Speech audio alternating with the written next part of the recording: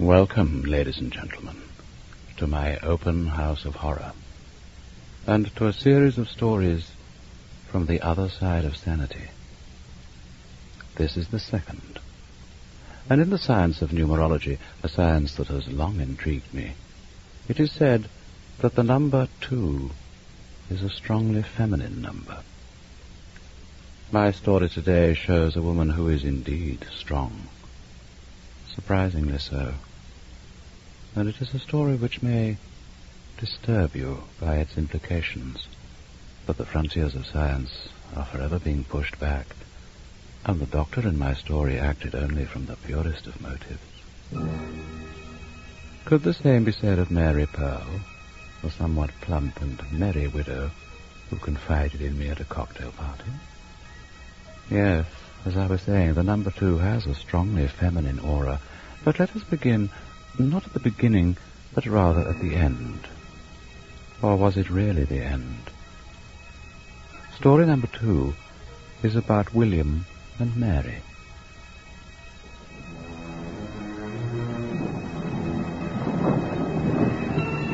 I am the resurrection and the life, says the Lord. He that believeth in me, though he were dead, yet shall he live. And whosoever liveth and believeth in me shall never die.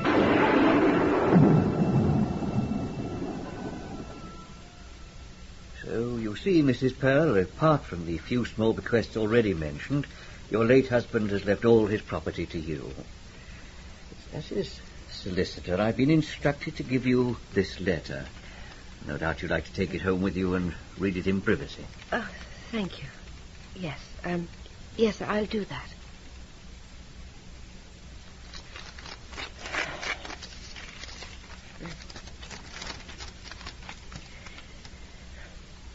This note, my dear Mary, is entirely for you, and will be given to you shortly after I'm gone.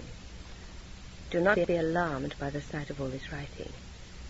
It is nothing but an attempt on my part to explain to you exactly what Dr. Landy is going to do. During the past few days, I have tried very hard to speak with you about Landy, but you have steadfastly refused to give me a hearing. This is a very foolish attitude to take, and it stems mostly from ignorance.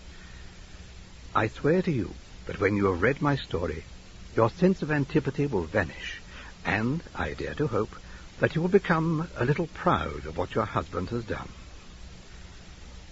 As my time draws near, it is natural that I begin to brim with every kind of sentimentality. I have a wish, for example, to write something about you, and what a satisfactory wife you have been to me through the years. I have a yearning also to speak about Oxford, where I've been living and teaching for the past 17 years. All the things and places that I loved so well keep crowding in on me now in this gloomy hospital room, and I can see them more clearly than ever. The details of the illness that struck me down in my middle life are well known to you, and I do not need to repeat them here. Suffice it to say that I admit at once how foolish I was not to have gone earlier to my doctor. 6 weeks ago, John Landy came to see me. He is a magnificent neurosurgeon, much involved with the varying effects of prefrontal lobotomies upon different types of psychopaths. Maybe you have never met him, but he and I have been friendly for at least 9 years. And the moment he entered my room, I knew there was some sort of madness in the wind. William, my boy, this is perfect. You're just the one I want. Good day to you, John. Do take a few. How may I be of help? Now, look. In a few weeks, you are going to be dead, correct? So it would seem. And then they'll take you out and cremate you. Bury me. That is even worse. And then what? Do you believe you'll go to heaven? I doubt it, though it would be comforting to think so. Or hell, perhaps. I don't really see why they should send me there. Oh, you never know, my dear William. What is all this about, John? Well, personally, I don't believe that after you're dead you'll ever hear of yourself again. Unless you have the sense to put yourself into my hands. I'm really serious about it, William. Would you care to consider a proposition? I don't know what you're talking about. Then listen and I'll tell you. Go on, then, if you like. I doubt if I've got very much to lose by hearing it. On the contrary, you have a great deal to gain, especially after you're dead. This is a thing, William, that I've been working on quietly for some years. One or two others here at the hospital have been helping me. We've completed a number of fairly successful trials with laboratory animals. I'm at the stage now when I'm willing to have a go with a human. It's a big idea, and it may seem a bit far-fetched at first. But from a surgical point of view, there doesn't seem to be any reason why it shouldn't be more or less practicable. Now, quite a long time ago, I saw a short medical film that had been brought over from Russia. It showed a dog's head completely severed from the body, and with the normal blood supply being maintained through the arteries and veins by a means of an artificial heart. Now, the thing is this. That dog's head, sitting there all alone on a sort of tray, was alive. I find that difficult to believe. I tell you, the brain was functioning. They proved it by several tests. For example, when food was smeared on the dog's lips, the tongue would come out and lick it away, and the eyes would follow a person moving across the room. Now then, my own thought is to remove the brain from the skull of a human being and keep it alive and functioning as an independent unit for an unlimited period after he is dead. Your brain, for example. Now, don't interrupt, William. So far as I can tell, the brain is a peculiarly self-supporting object. The magic processes of thought and memory which go on inside it are manifestly not impaired by the absence of limbs or trunk, or even of skull, provided that you keep pumping in the right kind of blood under the proper conditions. Yes, but my dear William, just think of your own brain. It is in perfect shape. It is crammed full of a lifetime of learning. Yet soon it is going to die, along with the rest of your body, simply because your silly little pancreas is riddled with cancer. No, thank you. You can stop there. It's a repulsive idea. And even if you could do it, it would be quite pointless. What possible use is there in keeping my brain alive if I couldn't talk or see or hear or feel? Personally, I can think of nothing more unpleasant. But I haven't told you about the eye yet. Huh? We might even succeed in giving you a certain amount of vision. Now listen. I would try to leave one of your optic nerves intact as well as the eye itself. The beauty of it is that it's not really a nerve at all. It's an outpouching of the brain, and it is attached to the eyeball, so the back of the eye is in very close contact with the brain, you see? How convenient. Oh, I'm afraid there wouldn't be any muscles there to move it around, but it might be sort of fun to lie there quietly and peer out at the world. Hilarious. How about leaving me an ear as well? I'd rather not try an ear this time. I want an ear. I insist upon an ear. No. I want to listen to Bach. I don't understand how difficult it would be. The hearing apparatus is of a far more delicate mechanism than the eye. You really must leave me to decide what is possible and what isn't. You talk as if it's all arranged. I tell you, I don't fancy the idea. Would you rather be dead altogether? Perhaps I would. I don't know yet. I wouldn't be able to speak, would I? Oh, of course not. Then how could I communicate with you? What if it turned out to be terribly painful and I couldn't stand it? No legs to run away on, no voice to scream with. How would you know if I were conscious? Well, that part would be easy. An ordinary electroencephalograph could tell us that. We'd attach the electrodes to the frontal lobes of your brain. I couldn't communicate with you. As a matter of fact, I believe you could. Huh? There's a man up in London called Wertheimer who's doing some interesting work on the subject of thought communication.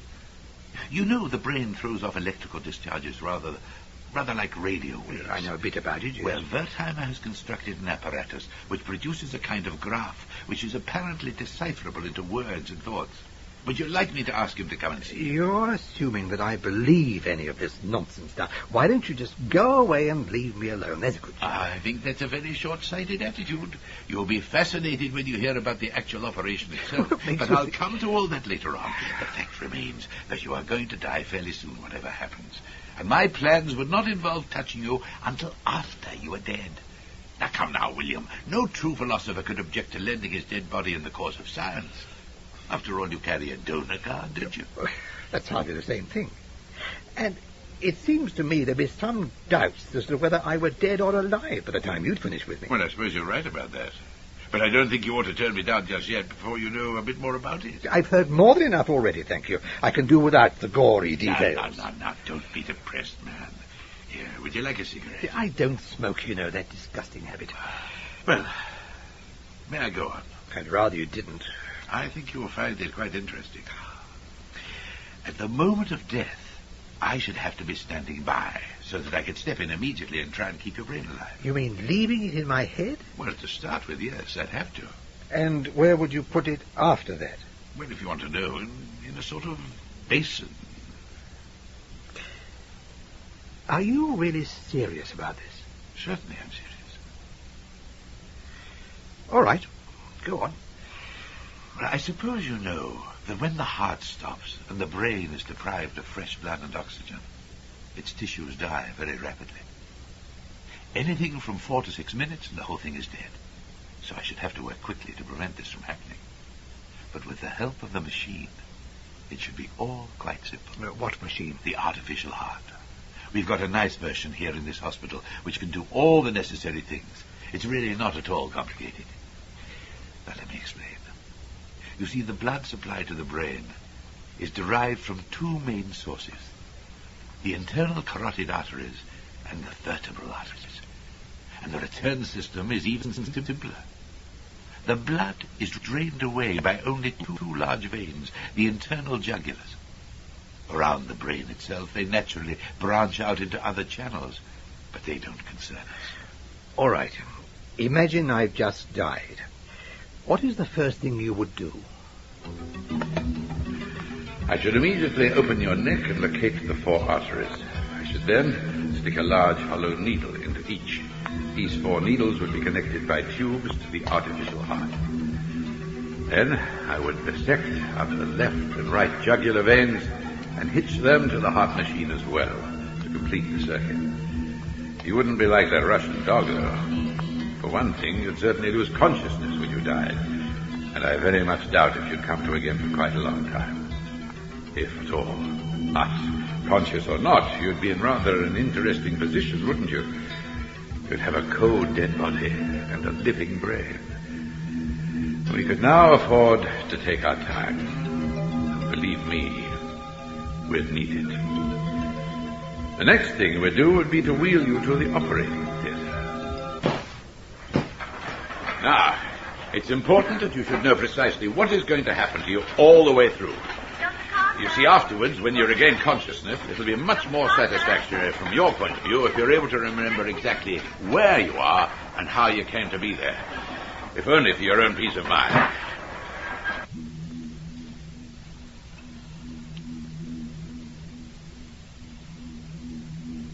So, the next problem is to remove your brain from your dead body. The body is useless. In fact, it has already started to decay. The skull and the face are also useless. They're both encumbrances. All I want is your brain. A clean, beautiful brain, alive and perfect. So, now I'm going to take this small oscillating saw and proceed to remove the whole vault of your skull.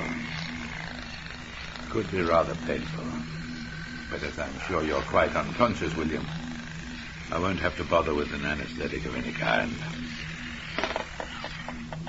Now, William, I've got the upper half of your skull off so that the top of the brain, wrapped in its outer covering, is exposed.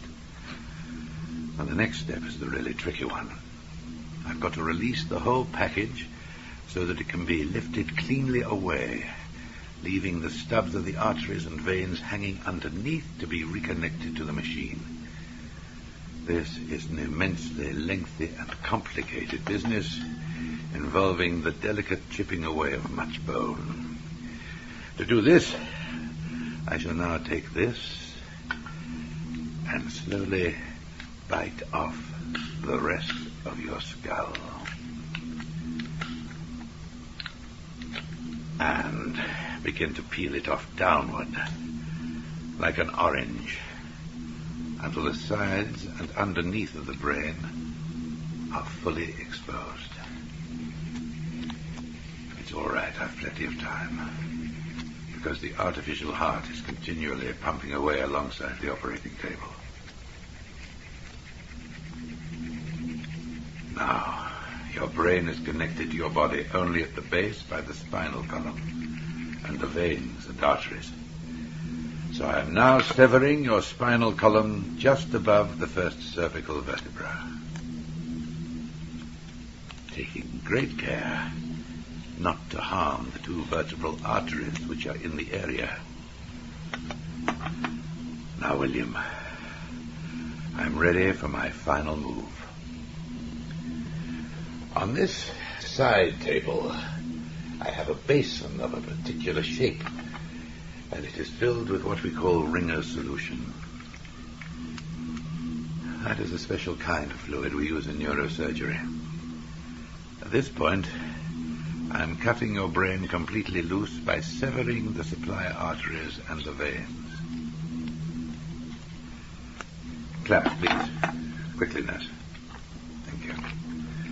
So, I pick your brain up in my hands and transfer it to the basin. Here, now, don't worry. It'll only take me a moment to reconnect your veins and arteries to the artificial heart. There you are. Your brain is now in the basin. And still alive, I hope. And there isn't any reason why it shouldn't stay alive for a long time. You'll be delighted to know that I have managed to leave one of your optic nerves intact as well as the eye itself. Now I'm putting your eye into the small plastic case I've constructed for it. It'll take the place of a socket, and your eyeball is rising to float on the surface of the liquid. There now. Your eyeball in its case is staring up at the ceiling. I'm sorry I couldn't leave you an ear as you wanted, William, but if your eye works, it doesn't matter all that much about your hearing. We can hold up messages for you to read. And now, so that we can tell whether you regain consciousness, we'll attach these electrodes to the frontal lobes of your brain, there in the basin. And the electroencephalograph will register your thought waves. How lucky you are. Your thinking is no longer influenced by your senses. You're living in an extraordinarily pure and detached world. Nothing to bother you at all, not even pain. No worries or fears of pains or hunger or thirst. Not even any desires. Your brain could stay alive for 200 or 300 years in circumstances like these. Well, goodbye for now, William. I'll drop in and see you tomorrow.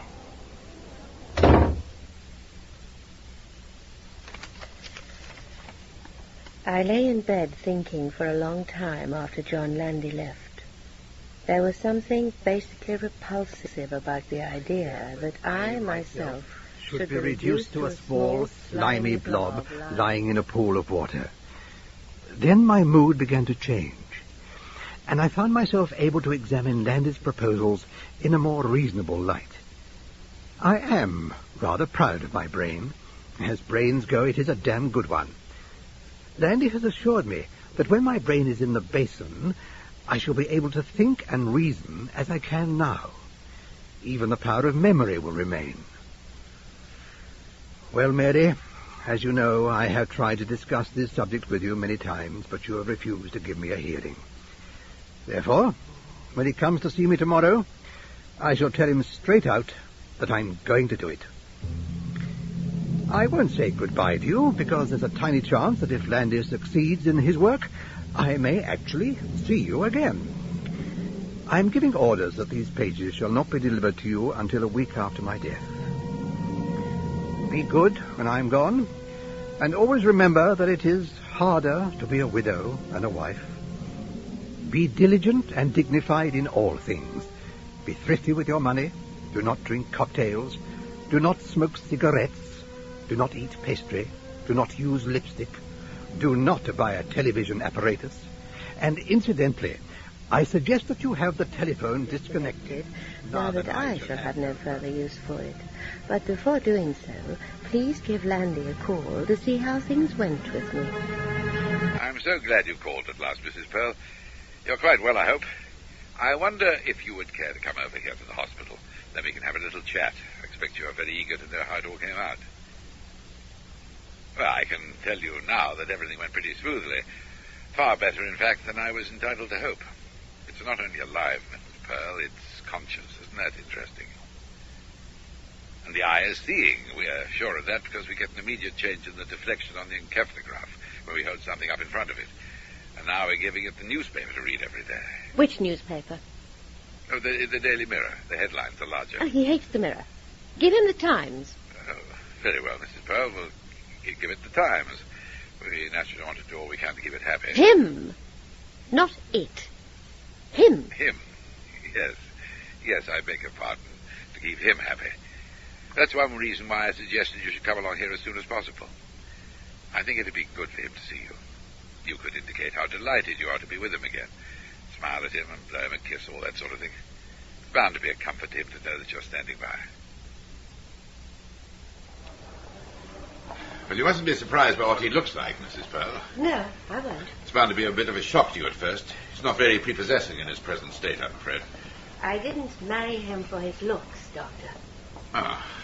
Well, take your time when you get inside the room. He won't know you're in there until you place your face directly above his eye. Dr. Adams. The eye is always open, but he can't move it at all, so the field of vision's very narrow. At present, we have it looking straight up at the ceiling. And, of course, we can't hear anything. We can talk together as much as we like. In here. Well, I wouldn't go too close yet. So stay back here a moment with me until you get used to it all. He's in that big enamel bowl, that white bowl over there. Come, just a little closer. Not too near. That's the eye in there. Can you see it? Yes. As far as we can tell, it's still in perfect condition. It's his right eye. And the plastic container has a lens on it similar to the one he used in his own spectacles. Staring at the ceiling all the time can't be much fun. Oh, don't worry. We're in the process of working out a whole program to keep him amused. But we don't want to go too quickly at first. Give him a good book. We will. Are you feeling all right, Mrs. Bell? Yes. Then we'll go forward a little more, shall we? And you'll be able to see the whole thing. There you are. This is William. Goodness, isn't he large? He looks like an enormous pickled walnut. You'll have to lean over and put your pretty face right above the eye. He'll see you then, and you can smile at him and blow him that kiss. If I were you, I'd say a few nice things as well. He won't actually hear them, but I'm sure he'll get the general idea. He hates people blowing kisses at him. I'll do it my own way, if you don't mind. Hello, dear. It's me, Mary. Are you feeling all right, William? Your eyeball looks quite interesting. That network of tiny red veins. And there are little dark streaks in the iris, although it's blue. Ice blue. I never noticed them before. I got your letter, dear, and came over at once to see how you were. Dr. Landy says you're doing wonderfully well. Oh, perhaps if I talk slowly, you can understand a little of what I am saying by reading my lips. I'm sure you're watching me. You look so calm and kindly like this, William. Almost cow-like, with that soft, gentle look in your eye. Are you quite sure he's conscious, Doctor? Oh, yes. Yes, completely. And he can see me? Perfectly. Isn't that marvelous? I expect he's wondering what happened. Oh, not at all. He knows perfectly well where he is and why he's there. He can't possibly have forgotten that. You mean he knows he's in this basement? Of course. And if he only had the power of speech, he'd probably be able to carry on a completely normal conversation with you this very minute. But you can't talk, can you, dear? No arguments and criticisms, no ban on smoking, no shirts to wash and iron, no meals to cook. I could live very comfortably with you as you are now, William. Are you all right, Mrs. Pearl? What? Oh, yes. Thank you, Dr. Landy. I was just thinking, I do believe I'm suddenly getting to feel the most enormous affection for him. Does that sound strange? I think it's quite understandable. He looks so helpless and silent lying there under the water in his little basin. Like a baby. Well, that's what he's like. He's exactly like a little baby. There, William, my pet. From now on, Mary's going to look after you all by herself. And you've nothing to worry about in the world. It's almost as if he's trying to say something to us. When can I have him back home, Doctor? I beg your pardon? I said, when can I have him back? In my own house. Oh, you're joking. Why should I joke? We couldn't possibly be moved. I don't see why not. Well, this is a scientific experiment, Mrs. Pearl. It's my husband, Dr. Landy. Well, It is my husband, you know. But that is rather a tricky point. Your husband was buried only a couple of days ago. You are a widow now, Mrs. Pearl. I want him back. Would you care for a cigarette, Doctor? No, thank you. Shall we go back to my room now? Smoking isn't really permitted in the laboratories. The way out is over here. Yes, that's right. I'll be with you in a moment. I want a private word with my husband. Mary's leaving now, sweetheart. And don't you worry about a single thing, you understand? We're going to get you right back home, where we can look after you properly, just as soon as we possibly can. And, listen, dear... don't you like the nasty cigarette smoke, William? I can see you didn't. You're looking at me just as you used to.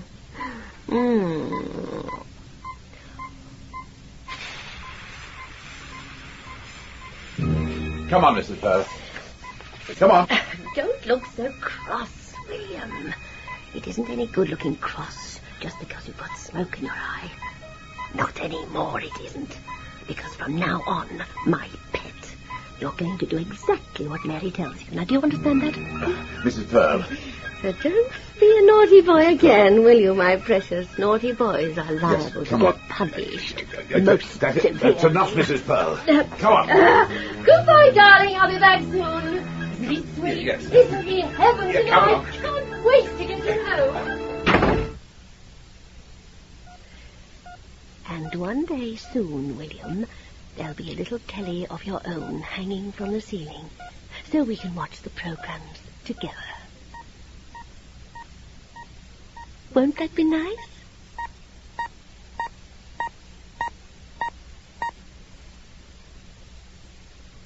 Think about William when you go to bed tonight and close your eyes. William can never close his eye. For him, there is no sleeping and waking to separate his days. Just one long, continuous viewing of everything he hates.